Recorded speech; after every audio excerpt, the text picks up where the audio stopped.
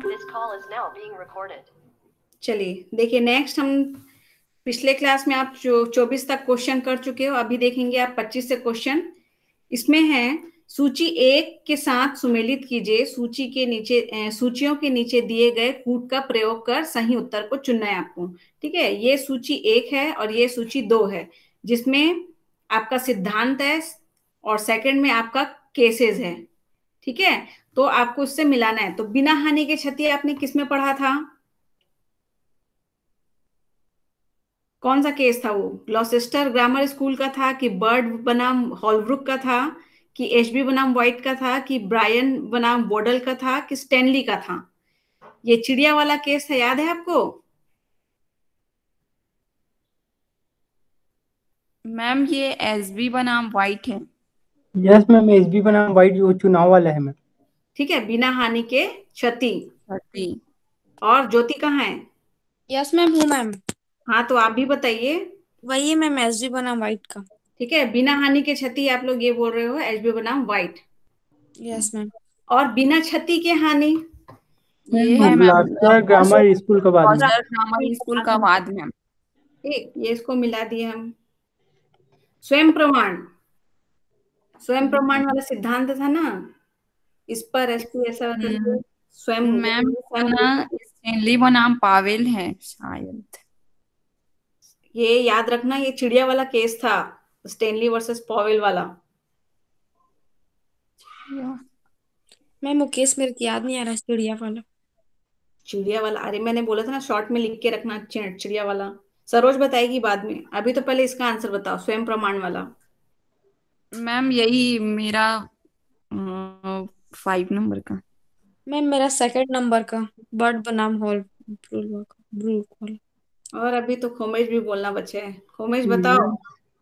Ma'am मैं ये स्वयं प्रमाण वाला अटेंड नहीं किया था, इसलिए मैं कंफर्म नहीं हूँ इसमें। मेरे को भी हम समझ नहीं नहीं आ रहा। Yes yes ma'am. मेरा भी सेम, इसीलिए थोड़ा।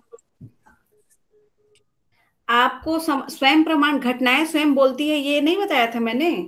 मैम मैं उस टाइम ना थोड़ा बाहर गया था, तो अटेंड नहीं कर पाया था, लगभग 2 दिन बस बाहर गया था, तो उस टाइम का छूटा है मैम। ठीक है। तो स्वयं प्रमाण का केस क्या है आपका? आप बोल रहे हो ज्योति और सरोज में थोड़ा सा डाउट हो रहा है, ठीक है, वो बोल रहे स्टेनली वर्सेस पॉवेल का केस। आप लोग थोड़ा सा केस को याद करो कि जो मैंने बताया था, चिड़िया को गोली मार दी थी, चिड़िया वाला केस। मैम ये वो है ना कि वो आदमी मतलब नहीं, ये तो शायद आईपीसी में किसी। आईपीसी का नहीं है ये, इसी का है, टॉर्ट का ही है। नहीं मैम, वो केस शायद एक आईपीसी में भी पढ़े थे कि एक आदमी था, हाँ तो वो पेड़ के नहीं इसी में का है शायद, वो पेड़ के पीछे छिपा हुआ था, तो वो मतलब वो चिड़िया को मार रहा था, तो वो गलती से उसको लग मैम ये जाता है। वाला है मैम, आपराधिक मानववश और हत्या में अंतर में। हाँ ठीक है, तो अभी इसका उत्तर क्या लिखना है बताओ, चलो क्या करना है फाइनली बताओ, फिर मैं वो करती हूँ, टिक करूंगी।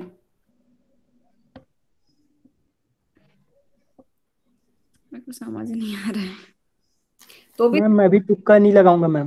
तुक्का नहीं लगाना है। देखो यहाँ पे जो कूट है ना, इसका एक अलग से बना के दे दिया गया है, जिसमें आपको मिलाना रहता है। तो आप ये देखिए, पहला एक आप थर्ड बताए एचबी वर्सेस व्हाइट, तो यहाँ पे बी बी आ रहा है इसका।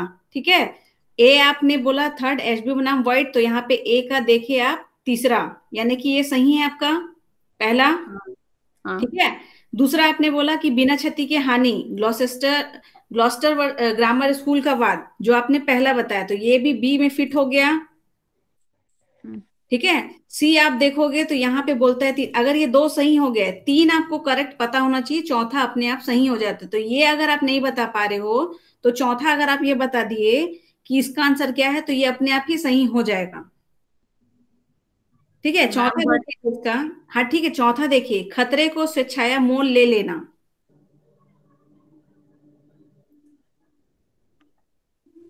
Yes ma'am. मैम मैं ना ये दोनों में कंफ्यूजन है, मेरे को समझ नहीं आ रहा है कि अच्छा ठीक है, ठीक है, कोई बात नहीं है। तो अभी इसका आंसर आप समझिए, ये स्वयं प्रमाण वाला केस था आपका, ब्रायन बनाम बोडल का केस। ठीक है, यस मैम। और आपका ये जो है खतरे को स्वेच्छाया मोल ले लेना, उसका आंसर है ये बर्ड वर्सेस हॉलब्रुक का। आप लोग अपना केस निकाल के देखोगे ना तो आपको फट से मिल जाएगा वो। Yes ma'am.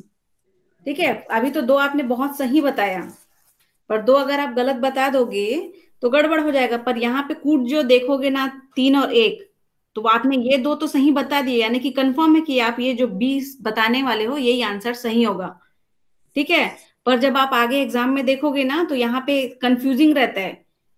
यहाँ पे भी 3 लिखा रहेगा, यहाँ पे भी 1 लिखा रहेगा, यहाँ पे भी 4 लिखा रहेगा, चौथा कुछ थोड़ा सा डिफरेंट दे देते हैं। तो आपको 3 केसेस ऐसे कंफर्म होने चाहिए। ठीक है, केस को आप, ये जो केस है ना आप उसको एक बार कंफर्म कर लीजिएगा कि कौन सा केस है। आपको पता चल जाएगा कि ये खतरे से स्वेच्छाया मोल लेने वाला केस बर्ड वर्सेस हॉलब्रुक का था, और स्वयं प्रमाण लेने वाला क्या था, बायन वर्सेस बोडल का था। ये हो सकता है कि ये केस मैंने आपको नहीं पढ़ाया होगा, है ना, पर जहां तक मुझे याद है कि मैंने जानकारी दी थी इसके बारे में।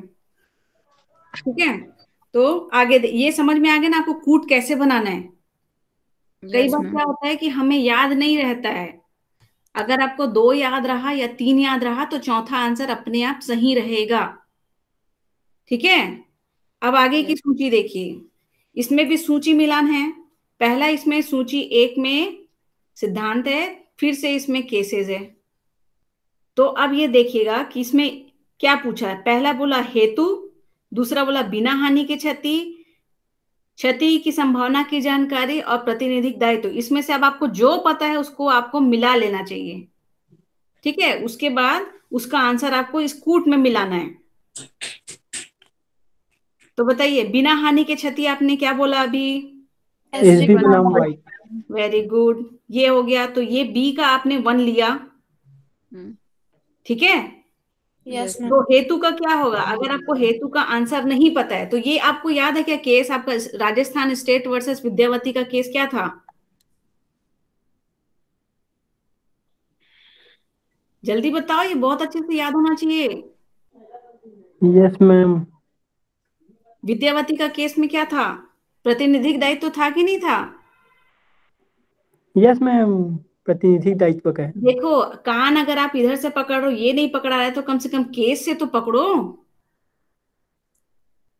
ऐसा थोड़ी होता है कि आप हमेशा कूट देख के ही आंसर दोगे। कम से कम केस भी तो याद रखो यार, ऐसे मत करो। ठीक है, आपका ये जो सेकंड है, आप दोनों तरीके से मिला के देखिएगा इसको। ठीक है, हेतु का आपको अभी नहीं पता, छोड़ दीजिए, कोई दिक्कत नहीं। थर्ड भी छोड़ दीजिए। चौथा आपको तो ये याद है ना कि प्रतिनिधिक दायित्व क्या है? ये आपका था आपका राजस्थान स्टेट वर्सेस विद्यावती का केस। ठीक है, ये मिल गया आपको। Yes ma'am. उसके बाद ये है कि हेतु का बच गया और क्षति की संभावना की जानकारी बच गया। तो अब आप आंसर मिला लीजिए। क्या हो रहा है यहाँ पे? हेतु का क्या बोल रहा है? यहाँ पे थर्ड बोल रहा है mayor of Bradford versus pickles का मामला है, और जो सी का है क्षति की संभावना की जानकारी के बारे में, ये चौथा बोलता है स्मिथ वर्सेस बेकर। ये भी चारों केसेस मैंने आपको डिटेल में पढ़ाया था। तो आपको केसेस कुछ कुछ याद हैं, कुछ कुछ याद नहीं है। Yes ma'am. या तो आपको समझ में नहीं आया या तो आप भूल गए। मैम भूल जाते हैं बार बार केसेस को। अभी पढ़े नहीं है तो और भूल अच्छा गए। ठीक है, तो ये जो क्वेश्चन हम करवा रहे हैं ना, इसीलिए वो है ना, कि पीछे का रिवीजन होते रहे। फिर हम जब नेक्स्ट सब्जेक्ट चालू करेंगे ना, तो ये नहीं है कि आप ये भूल जाओ, ये चलते रहेगा धीरे धीरे। ठीक है, क्वेश्चन के साथ पे। Yes ma'am. तो ये केसेस को आप याद रखिएगा बच्चे लोग, भूलना मत प्लीज। Yes ma'am. ठीक है, नेक्स्ट देखिएगा आप कि जब तक किसी के अधिकारों का उल्लंघन ना हुआ हो। आंसर देख लिए ना आप लोग? नहीं मैम। ठीक है, जब तक किसी के अधिकारों का उल्लंघन ना हुआ हो, अपकृत्य विधि में वाद नहीं संस्थापित किया जा सकता, भले ही हानि कारित हुई हो। यह सिद्धांत व्यक्त किया गया है। अब देखो, मैंने जो सूत्र बताया था ना, आफ्टर ग्रामर स्कूल का है मैम। वो तो मैंने बताया था, वो केस बताया था, मैंने सिद्धांत बताया था, बोली। ठीक है, क्या बताया था मैंने? इंजूरिया साइन डेमनम बताया था, कि डेमनम साइन इंजूरिया में बताया था, कि इंजूरिया नलीसियस पर्सोना में बताया था, कि इंजुरिया डेमनम नलिसियस में बताया था। पहले तो ये आप जानो कि ये दोनों तो मैंने बिल्कुल नहीं बताया था, यस मैम, वो दोनों नहीं है बिल्कुल नहीं है, तो मैम आपको किसी में ma'am. Damnum sine damnum sine injuria. Injuria में है ma'am, B. Very very good girl, बहुत सुंदर। खोमेश आप क्या बोल रहे हो? मैम आप आंसर दे दिए वेरी गुड गर्ल बोल के ना, फिर मैं ऑप्शन अरे आंसर तो रोक दिया। आपके लिए भी है, वेरी गुड स्टूडेंट आ जाएगा आप, ठीक है। यस यार 2 गर्ल्स है तो उनको भी तो अप्रिशिएट करना पड़ेगा ना। मैम यस लेकिन आप वेरी गुड गर्ल्स बोले ना, तो मैं इतनी कॉन्फिडेंट होके वो आंसर बताई थी ना, उसमें भी अब मेरे को डाउट हो रहा है। क्या उसमें? मैम ज्योति क्या बोल रही है कि अ, आप बोले ना, तो मतलब ज्योति सोच रही थी शायद गलत होगा तभी मैम ऐसा बोल रही है करके, वो अरे मतलब बाप डाउट रे, होने लग गया मतलब था उसको। आप लोग का तारीफ कोई नहीं करता है क्या भाई? मैम करते हैं, लेकिन अब सर का आदत है ना मैम, सर इसलिए थोड़ा वैसे ही लग गया। नहीं नहीं वैसा नहीं है, ठीक है। यस मैं मैम। थोड़ा अलग ही टाइप का बोलती हूँ, अगर गलत होता है ना तो मैं बहुत अलग ही बोलती हूँ, सर से अलग ही बोलती हूँ, ठीक है। तो तीनों मतलब कि बिल्कुल कंफर्म हो कि डेमनम साइम इंजुरिया है, ठीक है। Yes ma'am. वेरी गुड तीनों के लिए। नेक्स्ट देखिएगा, अपकृत्यों में से किसमें दायित्व दोष पर आधारित नहीं होता है। तो यहाँ पे ये ध्यान देना है कि दायित्व दोष पर आधारित नहीं होना पूछा गया है ना, तो विद्वेषपूर्ण अभियोजन, उपेक्षा, समपरिवर्तन या अतिचार। Ma'am ma'am slide. संपरिवर्तन। हाँ जूम कर लो ना, स्लाइड को वो मैम करने की जरूरत नहीं संपरिवर्तन। पड़ेगी। नहीं आंसर। मैम हम लोग जूम कर सकते हैं मैम हाँ स्क्रीन को। हम लोग कर सकते हैं मैम, आप मत कीजिए। अच्छा ठीक है, आंसर दिख जाएगा तो आंसर बोल दोगे ना आप लोग। Yes no ma'am. मैम, नहीं देख रहे हैं मैम। अरे अच्छे बच्चे हो, मुझे पता है। अब दिख रहा है? हाँ मैम। मैम इसमें आएगा मैम संपरिवर्तन। समपरिवर्तन। और बाकी लोग क्या बोल रहे हो? समपरिवर्तन हमने पढ़ा है क्या, पहले ये बताओ टॉट में। मैम तो मैम हम लोग पढ़े मैम ही नहीं है इसको। टॉट में नहीं पढ़े मैम, लेकिन आप बता चुके इसके बारे में कि संपरिवर्तन ये है कि किसी के वस्तु को ले लेना फिर उसको अपने हिसाब से बनाकर उसको यूज हाँ, करना। तो ये आपने कहाँ पढ़ा था? कॉन्ट्रैक्ट में पढ़ा था, ठीक है। समपरिवर्तन के बारे में टॉट में तो पढ़ा ही नहीं है, नहीं पढ़ा यस है मैम। तो मतलब ये होगा ऐसा नहीं है। यहाँ पे आपको ये देखना है कि कौन कौन से में दोष पर आधारित नहीं होता है। तो विद्वेषपूर्ण आधारित का क्या है? नहीं होता मैम। ठीक है, आधारित नहीं होता है, दोष नहीं नहीं होता है। मैम, विद्वेषपूर्ण का इसमें कोई अर्थ नहीं है मैम टॉर्च में। इसमें केवल क्षति और उसको देखा जाता है मैम। हाँ, तो इसमें जो अतिचार है, जब आप अतिचार करते हो तो वो क्या होगा कि दायित्व दोष पर आधारित होता है कि नहीं होता है? यस मैम होता है मैम। तो ये आएगा मैम, विद्वेषपूर्ण अभियोजन। इसका अतिचार आएगा भाई। मैम डी आएगा इसका।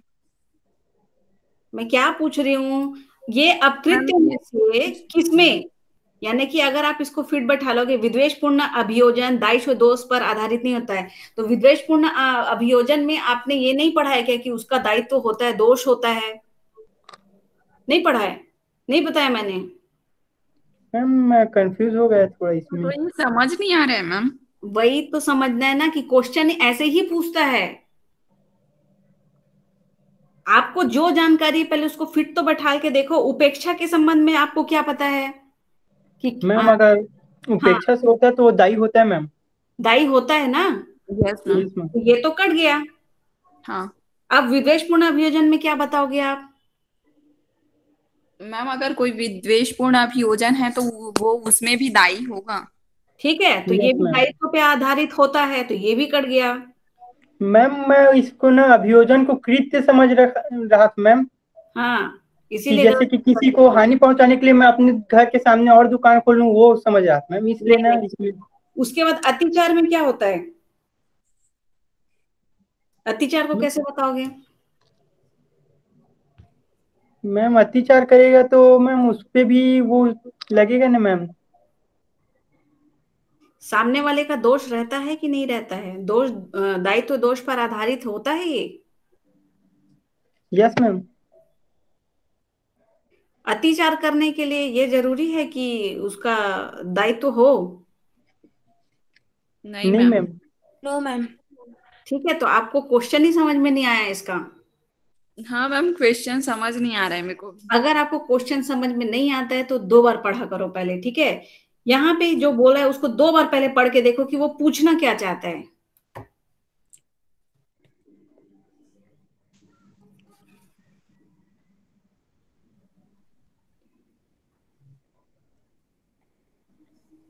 मैम इसको 2 भाग में बांट देते हैं। दायित्व दोष पर आधारित नहीं होता है। पहले ये बताओ कि दायित्व दोष पर आधारित कौन कौन सा होता है, फिर आपको आंसर मिल जाएगा नहीं का। विद्वेषपूर्ण अभियोजन में दायित्व दोष होता है कि नहीं होता है? यस मैम, होता है मैम। होता है। इसका आंसर हाँ हो गया तो ये नहीं आएगा। फिर संपरिवर्तन में उसमें भी होता है कि अगर आप सामने वाले व्यक्ति का जो वस्तु है उसको अपना समझ के रख लिया, उसको या परिवर्तित कर लिए, तो उसमें भी आपका दोष है। ठीक है, यस मैम। तो अगर दोष है, वहां पे दायित्व था कि आपको अपनी वस्तु को पहचानने का, तो आपने वो नहीं पहचाना, तो वहां पे आपका दोष उत्पन्न हो जाता है। फिर तीसरा क्या है, उपेक्षा में क्या होता है, आप उस आपका दायित्व होता है ना कि सामने वाले व्यक्ति का क्या करो, आप ध्यान पूर्वक करो ना। जैसे सड़क पे जा रहे हो तो क्या होगा कि सामने वाले को आप ठोक के नहीं जा सकते हो, नहीं तो वो उपेक्षा ही कहलाएगा। आपको सावधानी पूर्वक गाड़ी चलानी है। ठीक है, तो यहाँ पे आपका क्या हुआ कि दायित्व उत्पन्न होता है ना। यस। ठीक है, दायित्व उत्पन्न होता है। अगर दायित्व सही करते हो आप तो उसमें दोष उत्पन्न नहीं होगा। ठीक है, दायित्व सही तरीके से निभाओगे तो। परंतु अतिचार में क्या हुआ,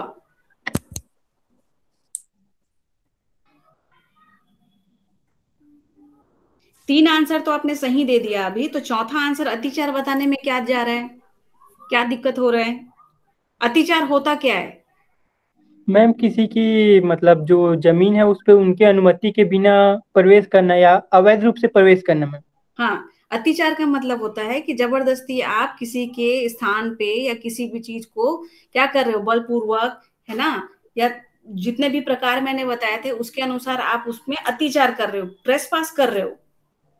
यस मैम। ठीक है, तो वहां पे क्या है, दायित्व दोष पर आधारित वो नहीं होता है। वहां पे ये जरूरी नहीं होता है अतिचार में कि वहां पे सामने वाले व्यक्ति का ये दायित्व हो कि वो ये देखे कि सामने वो देखता है कि अतिचार करते समय कि वो उसकी जगह है। नहीं मैम। वो क्या करता है, वो तो केवल कब्जा ही करना चाहता है ना, तो वहां पे वो अपना दायित्व नहीं देखता है। इसीलिए यहाँ पे बोल रहा है कि दायित्व दायित्व दोष पर आधारित नहीं होता है। ये यहाँ पे केवल ये बताना था आपको कि अतिचार कैसा चीज है जिसमें सामने वाले व्यक्ति का क्या करता है, कर्तव्य का उल्लंघन वो करता है।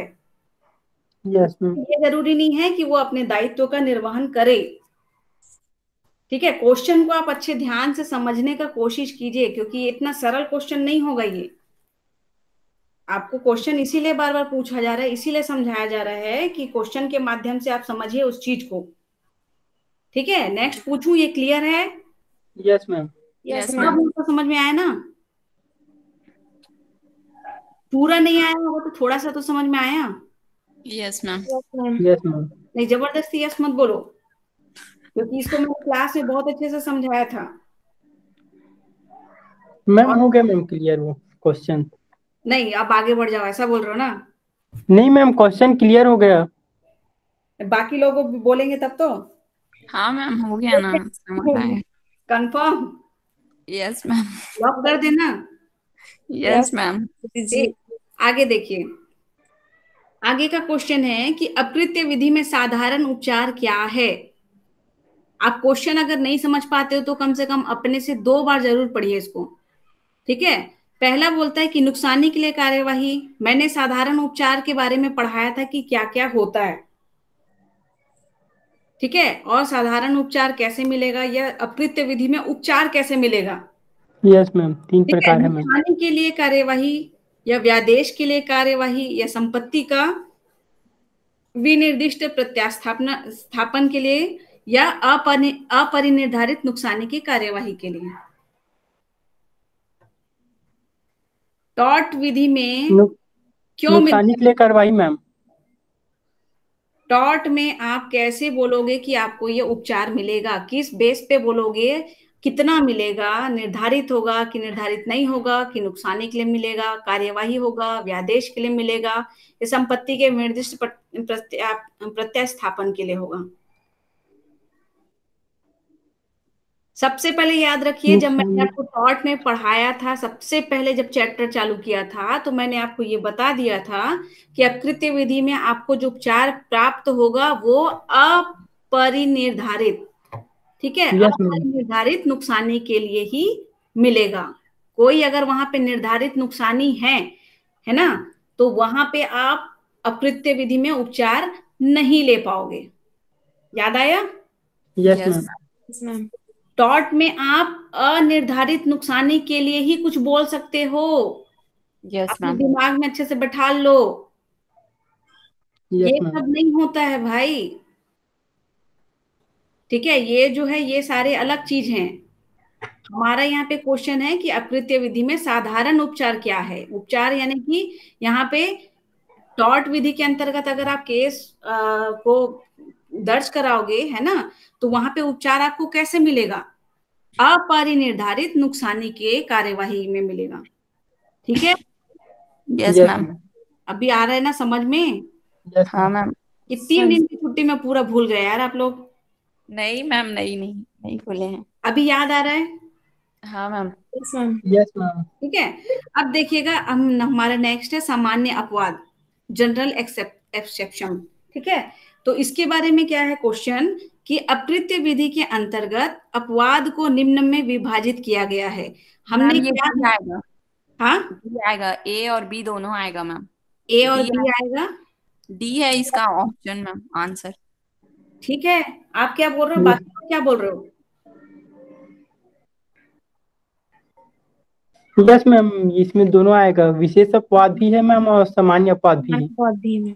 हाँ, मैंने शुरू में ही बताया था ना, मैंने कितने कैटेगरी में डिवाइड किया था, 10 ठोक बताया था। उसके बाद दो चार और एक्स्ट्रा थे, मैंने उसको बताया था, याद है? Yes ma'am. ईश्वरी कृत्य वाला ये सब जो है राजनीतिक अवश्यम भावी दुर्घटना, ये सब। यस, मैंने इसी को बोला था कि आप याद कर लीजिएगा। Yes ma'am. ठीक है, तो ये आपका सही उत्तर है इसका डी, अ और ब, सामान्य अपवाद और विशेष अपवाद। ठीक है ज्योति, अगर आपको ऐसा लगता है कि सामने वाला पहले बोल देता है और आप नहीं बोल पाते हो, तो भी से बच्चा आपको बोलना जरूरी है। यस मैम, नहीं मैम समझती हूँ मैम, उसके बाद फिर बोलिए। हाँ ठीक है, पर ऐसा नहीं होना चाहिए ना कि आप नहीं बोल रहे हो। सारे बच्चे बोलेंगे।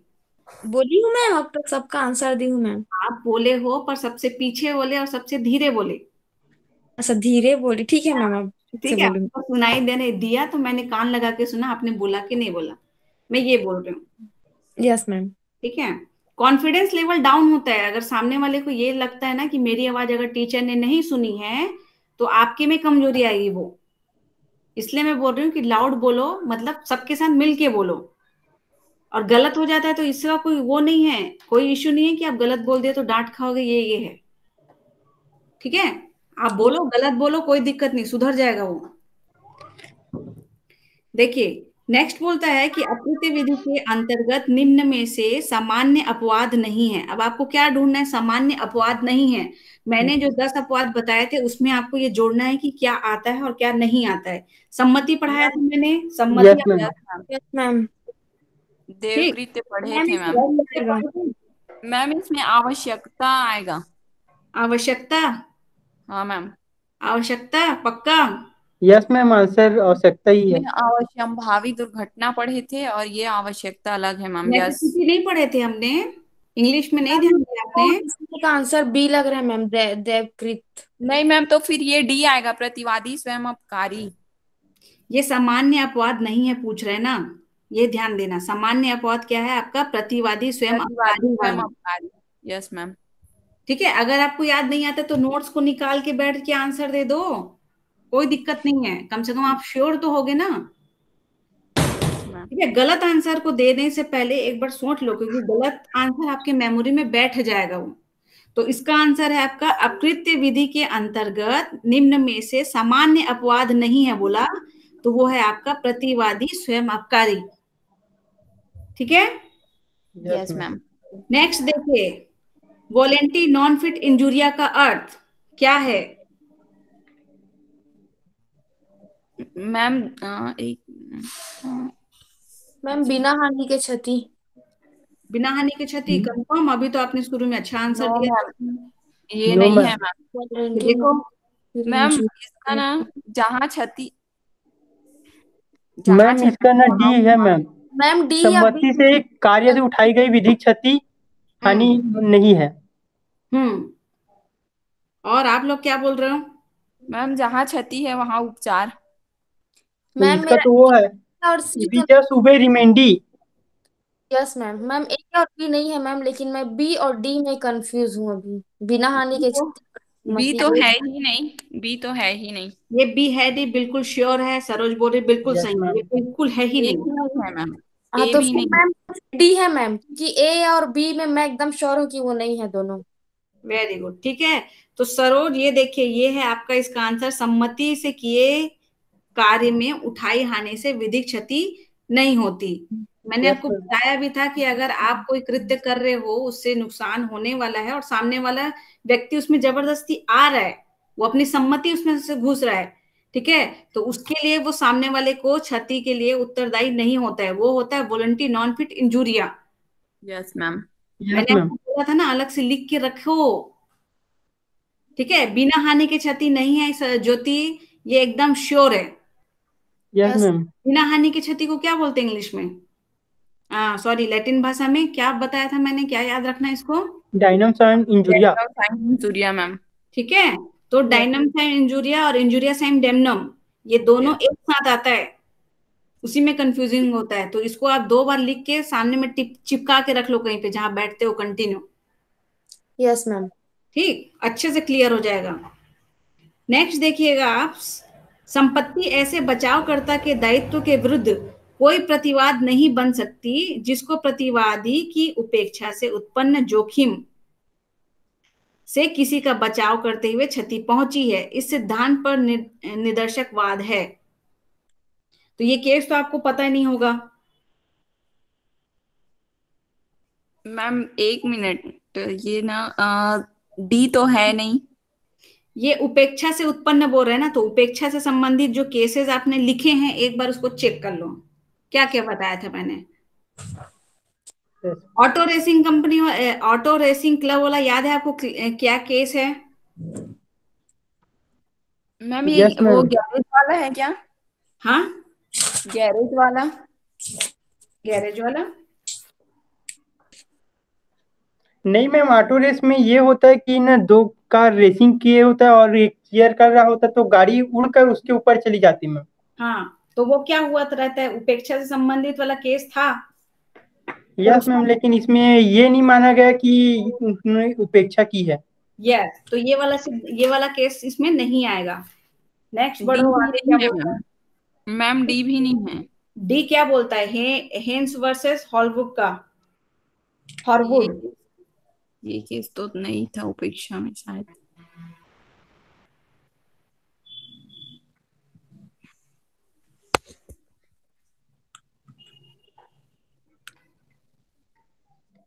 मैम हम लोग इसमें से एक भी केस को नहीं पढ़े हैं क्या? कैसे नहीं पढ़े हो? पढ़े हैं, पढ़े हैं। वादी की सम्मति में आपने तो ये पढ़ा होगा, वादी की सम्मति होती है इसमें, हॉल वर्सेस ब्रुकलैंड वाले केस में। जब वो कार का रेसिंग देखने जाता है, ये गाड़ी की रेसिंग करने जाता है, तो टिकट के पीछे लिखा रहता है, यस मैम। जब वो टिकट खरीदता है तो उसके पीछे जो नियम रहता है उसको वो पता होता है, ऐसा उसको सामान्य ज्ञान माना जाता है, भले आपने उसको नहीं पढ़ा है। अगर कोई दुर्घटना हो जाती है तो उसके लिए लाइबल कौन होगा? आप स्वयं होगे। तो यहाँ पे वादी की सम्मति में वॉलंटरी नॉन फिट इंजूरिया में हमने ये केस पढ़ा था। तो मैम शायद मैं इस दिन एब्सेंट रही होंगी, नहीं हूँ। हाँ, हो सकता है, ठीक है। आप ये जो बोल रहे हो ना सरोज, हेन्स वर्सेस हॉरवुड वाला केस क्या है कि 2 घोड़ा गाड़ी को एक गली में खड़ा किया रहता है और वो कहीं चले जाता है, लड़के लोग घोड़े यस। को पत्थर फेंकते हैं, घोड़े बिदक के दौड़ जाते हाँ हैं, सड़क पे गुजरने वाले महिला बच्चे लोग क्या होते हैं, मतलब उनके ऊपर गंभीर रूप से खतरा मतलब उत्पन्न हो जाता है, और एक जो पुलिस कांस्टेबल होता है, यस मैम। ठीक है, वो बचाव के लिए क्या करता है, हालांकि वो ड्यूटी पे नहीं रहता है, पर वो घोड़े को मतलब महिला लोग को बचाने के लिए वो उसमें कूद जाता है और खुद ही चोटिल हो जाता है। याद आया? Yes ma'am. इस केस में बोला गया था कि उपेक्षा से उत्पन्न जोखिम से किसी का बचाव करते हुए क्षति पहुंची गई है तो वो उसके लिए क्या होगा? उत्तरदायी नहीं होगा। यानी कि यहाँ पे इस केस में क्या मिले रहता है? उसको बचाव मिला रहता है, उसको क्षतिपूर्ति मिले रहती है। याद कीजिएगा। ठीक है। संपत्ति ऐसे बचावकर्ता के दावे के विरुद्ध कोई प्रतिवाद नहीं बन सकती है जिसको प्रतिवादी की उपेक्षा से उत्पन्न जोखिम से किसी का बचाव करते हुए क्षति पहुंची हुई। ये केस, ये वाला केस है, हेन्स वर्सेस हॉरवुड का केस जो मैंने अभी आपको बताया।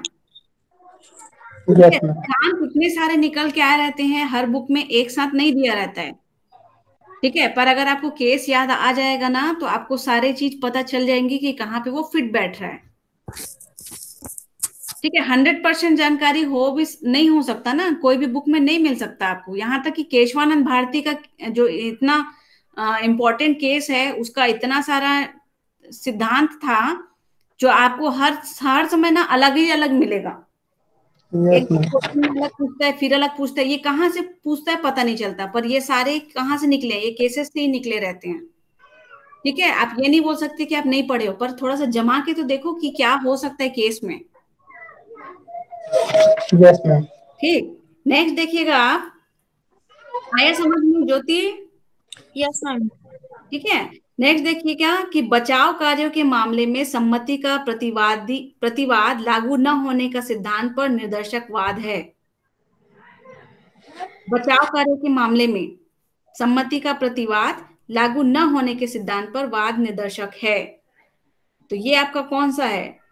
डॉन वर्सेस हैमिल्टन का है कि बोरहिल बनाम यंग का है कि हेन्स बनाम हॉरवुड का है कि स्मिथ बनाम बेकर का है? अब देखो, मैंने अभी आपको केस बताया हेन्स वर्सेस वुड का। Yes ma'am. ठीक है। उसमें उसने क्या किया? बचाव किया ना। हाँ मैम। ठीक है। अपना ड्यूटी, उसका ड्यूटी नहीं था, फिर भी उसने वो बचाव किया। ठीक है। उसमें भी वो सम्मति का प्रतिवाद लागू न होने का सिद्धांत यहाँ पे लागू होता है। वादी वहां यस। से सम्मति तो नहीं दिया था कि मैं बचाऊंगा, हाँ उसने मैम। देखा और वो कार्य किया। ठीक है। तो इसका आंसर आएगा हेन्स वर्सेस हॉरवुड का। वर्सेस हॉर। ठीक है। देखो, यही दो केसेस में क्या क्या नया सिद्धांत अभी आपने तुरंत देख लिया। Yes ma'am. तो केस याद रहना चाहिए ना बच्चे लोग। यस ठीक है। मैम। देखिएगा कि निम्न में से कौन सा प्रतिवाद अकृत्य में विशिष्ट प्रतिवाद माना जाता है? कौन सा प्रतिवाद अकृत्य में विशिष्ट प्रतिवाद माना जाता है? तो सांविधिक प्राधिकार की आवश्यकता, दैवकृत्य या अंशदायी असावधानी?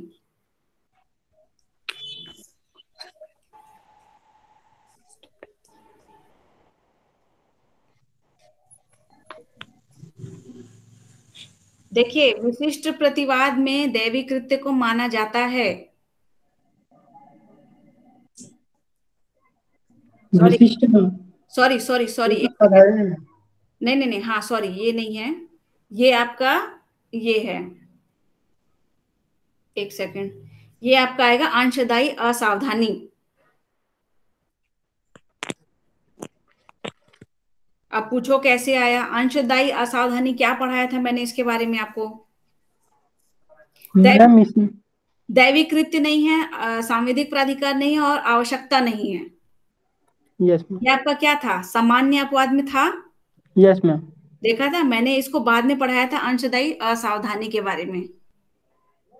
नोट्स भी भेजा रहा होगा। यस। ठीक है। तो आप लोग, मेरे ख्याल से आप लोग को ये याद नहीं है कि कहाँ कहाँ पे क्या था। ठीक है। पर जो मैंने 10 आपको सामान्य अपवाद पढ़ाए थे उसके बाद अलग से जो जो छूट गए थे, है ना, विशिष्ट टाइप के, उसको भी मैंने बताया था, वो यही है अंशदायी असावधानी। Yes ma'am. ठीक है। थोड़ा सा बोर लग रहा होगा आप लोग को। नहीं मैम, नहीं लग रहा है। ठीक है। लास्ट देखिए, ये जो सूत्र है सैंटी नॉन फिट इंजूरिया, अब देखो यहाँ पे इंजुरिया आ गया बार बार, तो ये मत समझना कि वे वही वाला है जो आपने याद किया था, नहीं है। ठीक है, इंजुरिया का मतलब क्या बताया था मैंने? हानि मैम। ठीक है, हानि है तो हर जगह हानि ही आएगा ना। इंजुरिया, लैटिन भाषा में इंजुरिया को हानि ही बोलते हैं और हानि को ही इंजुरिया बोलते हैं, तो हर जगह ये आएगा। बस आपको ये आगे का याद रखना है, सेंटी नॉन फिट इंजुरिया। ये क्या है? जो जानता है उसे क्षति नहीं होती, कि वादी को हानि का ज्ञान था, या संकेतित करता है कि उसने उसे सहन करने की सम्मति दे दी है। और मात्र यह है कि वादी को हानि का ज्ञान था, यह संकेतित नहीं करता कि उसने उसे सहन करने की भी सम्मति दे दी है। उपरोक्त में से कोई नहीं।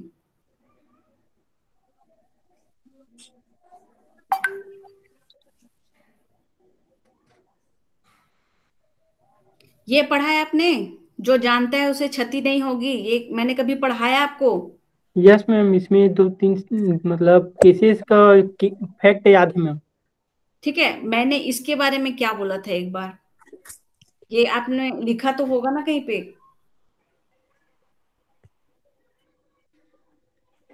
ये जो केस है ना, ये सेंटी नॉन फिट इंजुरिया, ये एक केस में फिट बैठता है। जैसे कि आप टिकट खरीद लिए हो, वही क्लब रेसिंग वाला।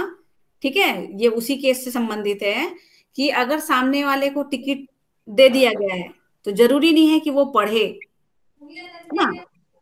नॉर्मल आदमी क्या करता है, टिकट खरीदता है, रख लेता है जेब में, हो गया, जो मूवी देखने आया था वो हो गया, खत्म करके वापस टिकट फाड़ देते हैं। पर कभी आपने कभी टिकट के पीछे देखा कि क्या लिखा है? No ma'am.